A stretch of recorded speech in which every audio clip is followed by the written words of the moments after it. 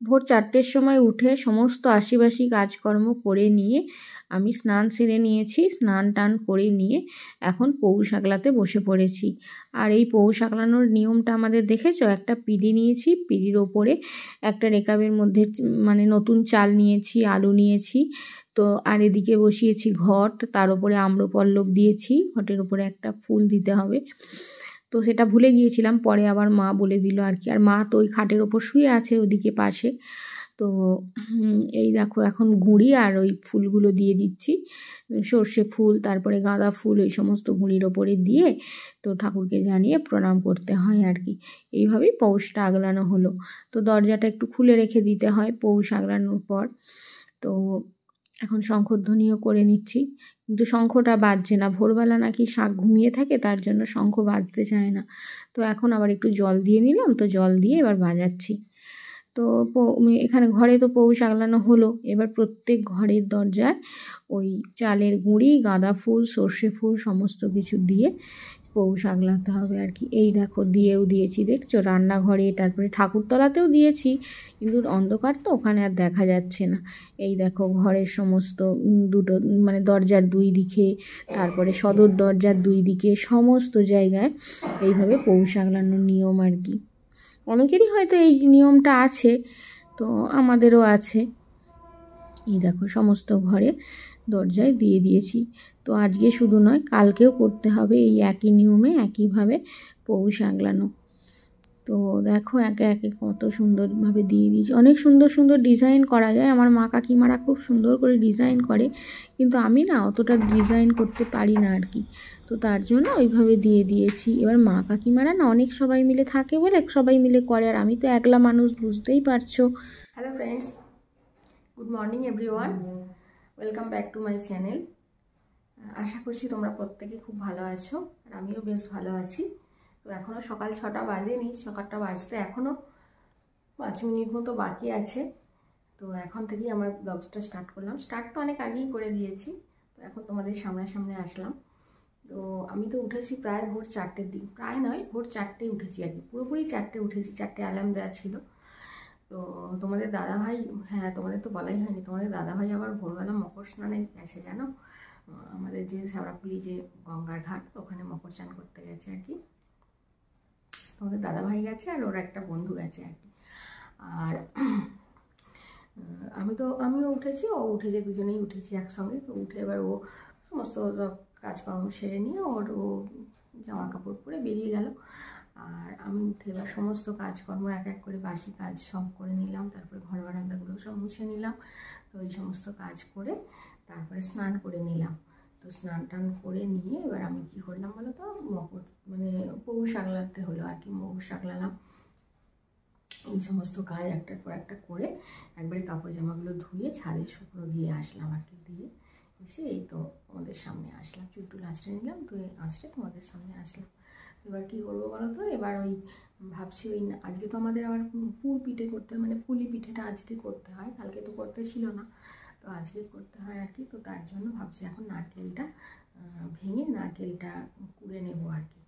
তো চলো এবার এক এক করে এই সমস্ত কাজগুলো করি। তার আগে একটু চা খেয়ে নেবো না কিনা ভাবছি, কিন্তু আবার ছেলেও তো ওঠেনি এখনও ঘুম থেকে, এখনও ওর উঠতে 7টা মতো বাজবে। তো সেই কারণে ভাবছি যে ও উঠুক তারপর চা করবো। তো তার আগে টুকটুক করে কাজগুলো সেরে নিই। আর এই দেখো চেয়ারে অনেকগুলো কাপড় জামা রাখা আছে, কালকে বললাম না রাত্রে যে কাপড় জামাগুলো সব এনে রেখে দিয়েছি, তোমাদের দাদাভাই তো গুছায়নি। তো না গুছিয়েছি, এখন আমি গুছিয়ে নিয়ে তারপরে আর কি যাবো আর কি ওদিকে। দেখি চা করে খাই তো খাবো, আর না হলে নারকেলটা ভেঙে কুড়ে নেবো, কুড়ে নিয়ে নারকেলটা ছাই মেরে নেবো। এগুলো করবো এক এক করে। তো সাথে থাকো, দেখতে থাকো, আশা করি ভালো লাগবে। আর এখন রান্নাঘরে চলে এলাম চা তৈরি করতে। তো এই দেখো চা হচ্ছে, চা বসিয়ে দিয়েছি অলরেডি, চায়ের জল। তো তোমাদের দাদাভাই তো গেছে মকর স্নান করতে। এবার ও বললো যে একটু মানে ফোন করেছিলাম আর কি, ট্রেনে আছে, তো বললো যে একটু চা বসা, ভীষণ শীত করছে, গঙ্গা স্নান করেছে বুঝতেই পারছো। তো তার জন্য একটু চা বসিয়ে দিয়েছি। আর আমিও তো ভোরবেলা স্নান করেছি, মানে একটু ঠান্ডা শীত লাগছে আর কি। তো ঘরে সমস্ত কাপড় জামাগুলো সব এক এক করে গুছিয়ে নিলাম, তারপরে চলে এলাম আর কি রান্নাঘরে চা করতে। তো চা করি, সাথে থাকো। ট্রেনে গেছে, জাম নিয়ে গেছে। হ্যাঁ, কি বলতো, মা না একটু কানে কম শোনে, তার জন্য মা কোনো কিছু বললে না আমি শুধু ঘাড় নেড়ে উত্তর দিই। আমি না অত চিৎকার চেঁচামেচি আমার ভালো লাগে না, বেশি চিৎকার করে কথা বললে না আমার মাথার যন্ত্রণা হয়। তো তার জন্য ওই মা যখন কোনো কিছু কথা বলে আমি তখন ঘাড় নেড়ে উত্তর দিই। তো এই এখনও ঘাড় নেড়েই উত্তর দিলাম, প্রথমে একবার বললাম শুনতে পেলো না, তো তারপরে ঘাড় নেড়েই উত্তর দিলাম। আর এখন আমি চা তৈরি করে চা খেয়ে নিচ্ছি। আর তোমাদের দাদা ভাইয়ের আর আমার ছেলের আর কি উৎসবের, ওদের দুজনের চা ওই ফ্লাস্কের মধ্যে রেখে দিয়েছি, আর আমি আমারটা খেয়ে নিচ্ছি, কারণ ওদের আসতে তোমার দাদা ভাই দেরি হবে, আর ও তো এখনও ঘুম থেকে ওঠেনি ছেলেটা। আর মা এদিকে দেখো আনাজ সবজি কাটতে বসে পড়েছে মানে আমিই বললাম মাকে যে বসে পড়ুন আনাজ সবজি কাটতে, আমি রান্না করে নেবো এক এক করে। আর এদিকে আমার রান্না বান্না প্রায় শেষের পথে। আর এই দেখো পিঠে হবে সন্ধ্যাবেলা, তো তার জন্য পিঠের তরকারিটা করে নিলাম। আর এখানে এই তো নারকেলের ছাই মেরে নিয়েছি, তো এগুলো আগে সকাল সকাল করে নিলাম। তো নিয়ে তারপরে করলাম এই দেখো বাঁধাকপির তরকারি হলো, তো এটাই ভাত দিয়ে খাওয়া হবে। আর বেলায় ভাতটা করব, আর শিম আলু ভাতে দেবো ভাতের মধ্যে। আর এখানে আছে মাছগুলো খুব বরফ আছে, তো একটুখানি হালকা ঈষদ গরম জল দিয়ে দিয়েছি, তো একটুখানি হয়ে যাক আর কি, তারপরে নর্মাল হয়ে যাক, তারপরে আর কি মাছগুলো করে নেব। তো আজকেই রান্নাবান্না হবে, হচ্ছে হালকা পাতলা। আর তোমাদের দাদাভাইকে না কালকে সমস্ত ভাত তরকারি সব ছিল জানো, মানে শাকের তরকারি ছিল, মাছের ঝোল ছিল, মাছের টক ছিল, চুনো মাছ মানে টক ছিল না ভাজা ছিল, তো সেগুলোকে একটু টক করে দিলাম আর কি, দিয়ে করে দিলাম, ভাত দিয়ে দিলাম আর কি একটু গরম করে নিয়ে ঝোলটা, তো খেয়ে নিল। আর আমাদের বেলায় একটু ভাত করব। তো এই হচ্ছে রান্নাবান্না আজকে। আর পিঠে টিঠে আছে, ও তো খাওয়া হবে। আর আমি একটু ছাদে বসেছিলাম সমস্ত কাজকর্ম সেরে গিয়ে, তো মা এসে আবার গুঁড়ি মেখে পিঠে তৈরি করতে বসে পড়েছে। এবার আমি বসবো আর কি, মা আমাকে জিজ্ঞেস করেই এলো যে গুঁড়িটা মাখবো, আমি বললাম হ্যাঁ মাখুন, আমি যাচ্ছি। তো মা মেখে অলরেডি পিঠে তৈরি করতে লেগে পড়েছে, আমি এবার বসবো। আর এদিকে মা আর আমি দুজনে মিলে এবার পিঠেগুলো এক এক করে তৈরি করে নিই।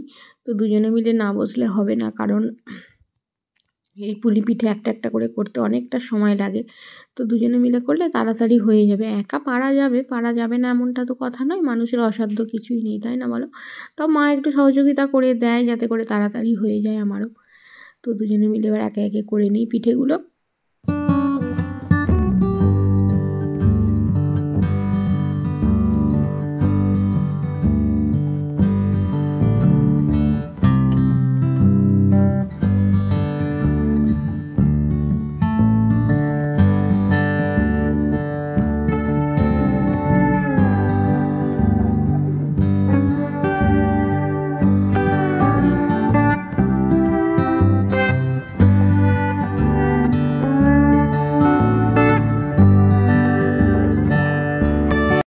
পিঠে তৈরি করতে করতে মা আর আমি তো পিঠে তৈরি করছিলাম, তো পিঠে তৈরি করতে করতে আমি আবার একবার চাপিয়েও দিয়ে গেছি, কারণ কি বলো তো অনেকগুলোই পিঠে তৈরি করা হয়ে গিয়েছিল আর কি।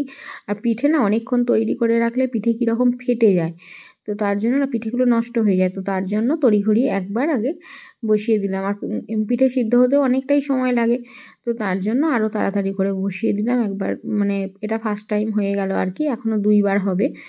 তো চলো এবার এক এক করে সমস্ত সব পিঠেগুলো তৈরি করে নিই।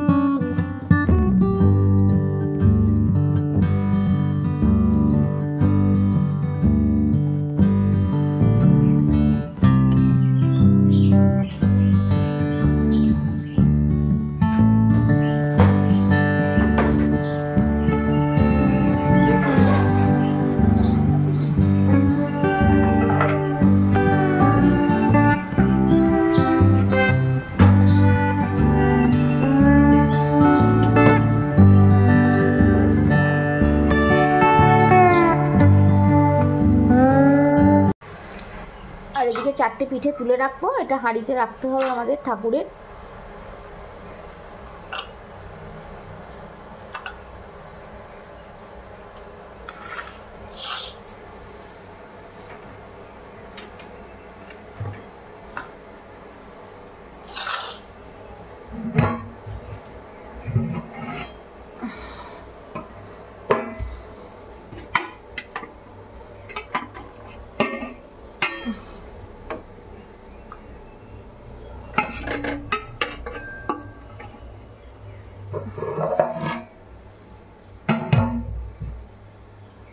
রেখে দিলাম, আর ফুলবো না আজকে। আর এই তো কালকের পিঠেগুলো ভরা ছিল, এগুলো বার করে নিলাম,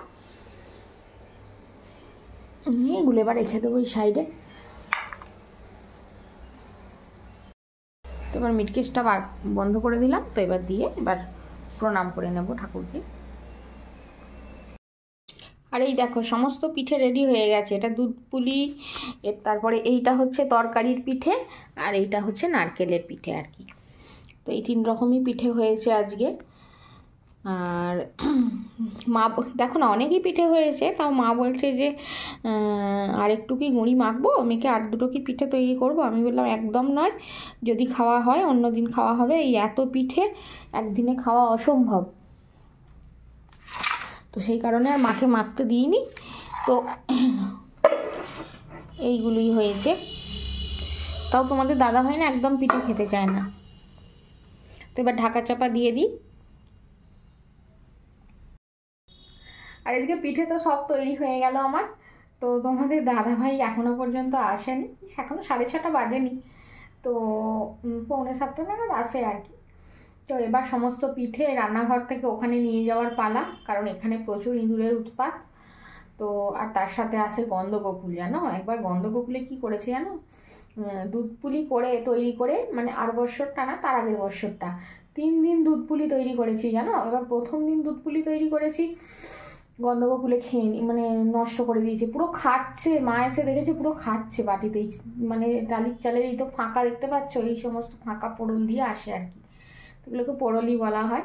তো যাই হোক, দিয়েছে পুরো খাচ্ছে, সে তো খাওয়া গেল না।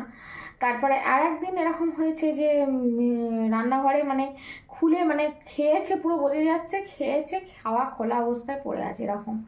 আর একদিনও এরকম, তাই অর্ধেক খেয়ে নিয়েছে জানো। এবার আসতে একটু দেরি হয়েছে ওই ঘরে খাবার দাবার খেতে, তো এসে দেখা যাচ্ছে অর্ধেক খেয়ে নিয়েছে। মানে এইরকম আগের বছরটা না তার আগের বছরটা 3 দিন মানে দুধ পুলি করে 3 দিনই একদম পুরো নষ্ট করে দিয়েছে গন্ধগোকুলে। আর এবছর হয়েছে ইঁদুরের উৎপাত।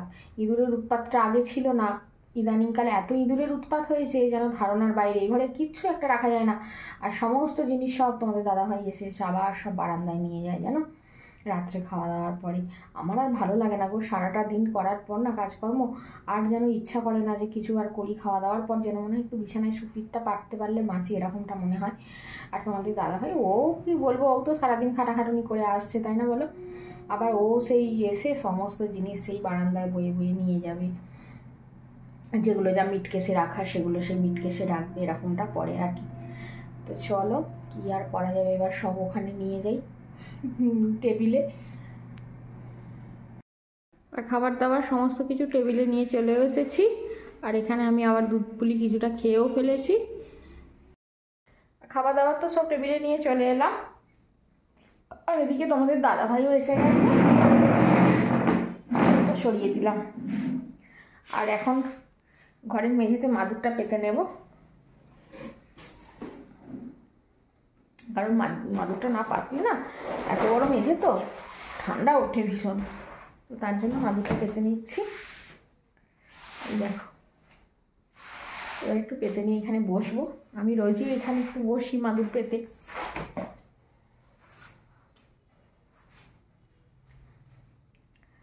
আর পিঠে টিঠে তো তৈরি হলো, তো কালকেও আছে ব্যস্ততা। কালকের ব্যস্ততা মানে কালকের দিনটা গেলে ব্যস্ততা কিছুটা কমবে আর কি। তো সংসারী মানুষদের তো ব্যস্ততা কখনোই কমে না, তাই না বলো। কোনোদিন একটু কম কাজের প্রেশার, কোনোদিন একটু বেশি, তাই না। আর চলো এবার একটু বসবো, ভিডিওটা এডিট করব। তো আজকের মতো আসছি, দেখা হচ্ছে পরবর্তী ভালো ভিডিওর সাথে। ততক্ষণ পর্যন্ত তোমরা সবাই সুস্থ থেকো, ভালো থেকো, সাবধানে থেকো। আর ভিডিওটা যদি ভালো লেগে থাকে তাহলে অবশ্যই একটা লাইক দিয়ে সাবস্ক্রাইব করতে কিন্তু একদম ভুলো না। আজকের মতো আসছি, নমস্কার।